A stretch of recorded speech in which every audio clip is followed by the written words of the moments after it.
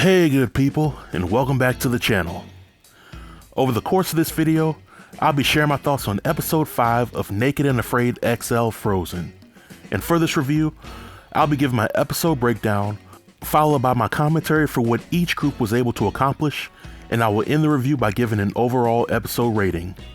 So without any further delay, let's jump right in. For episode 5, we get to see the cast members complete days 10, 11, and 12 of the challenge. And with the challenge nearing the end, some of the cast members were able to find luck with catching food, while other cast members encounter medical issues that require a visit from the medic. Now as I talk about the 4 teams, I will start with the group that had the highest FSR score from episode 4 and work my way down from there. The first group is Jake, Wes, and Sarah. Now I had high hopes for this group to complete the challenge as a group. Throughout this episode, the cast members are still eating parts of the coyote from last episode, and Jake as well as Wes are setting up traps to catch more animals. Unfortunately, Sarah is having problems breathing, which is nothing to play with in this type of environment. She gets a visit from the medic, and she is ultimately forced to tap out after she develops a fever and her breathing doesn't get any better. In my opinion, there's definitely no shame in having to have a medical tap out. Sarah lasted a lot longer in this challenge than most people would, and this challenge is definitely not worth dying over. I think that as hard as Sarah tends to be on herself, she should know that she did the best that she could, and she had the support of her teammates. But with Sarah's departure, the team's FSR score drops from 78 to 62%.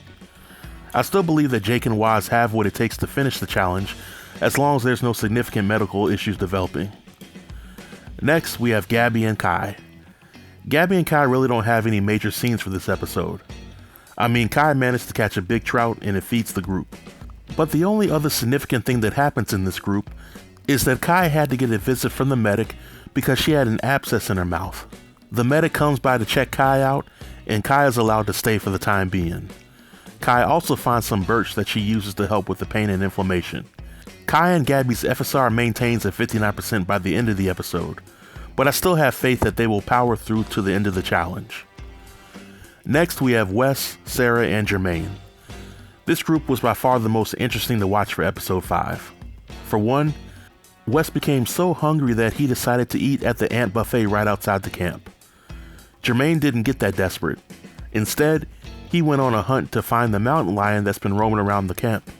Now, I was a little disappointed in Sarah for this episode, mainly because she was just chilling outside the shelter, and it took her 5 days to complete the fish trap, which may have taken longer if Wes didn't sit down and tell her in so many words to hurry the hell up.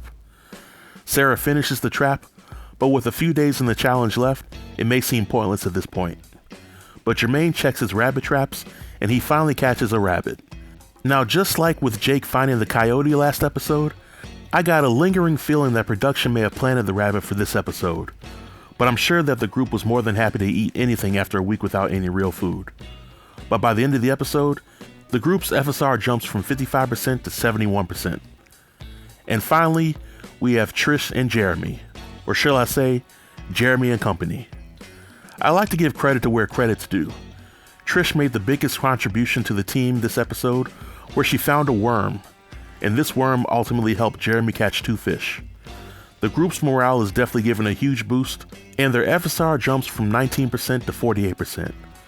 For a number of episodes, I didn't see this group having a chance of making it to the end, but I think that they may actually pull it off, but unfortunately, I can't really give Trish much credit for it. She barely helped in any of the meaningful tasks for this challenge, and I can see it very clearly now that she's been riding the hard work of everybody else. But on a scale of 1 to 10, I'll give this episode a 7. I had a good time watching this episode, and my expectations were definitely subverted. But as a fan of the show, I'm completely locked in, and I'm left wondering how the challenge is going to end. But this marks the end of my review. If you have any questions or comments about my review or the episode, feel free to leave them in the comment section below, and I'll respond to everybody. Until next time, stay tuned and stay safe. Peace.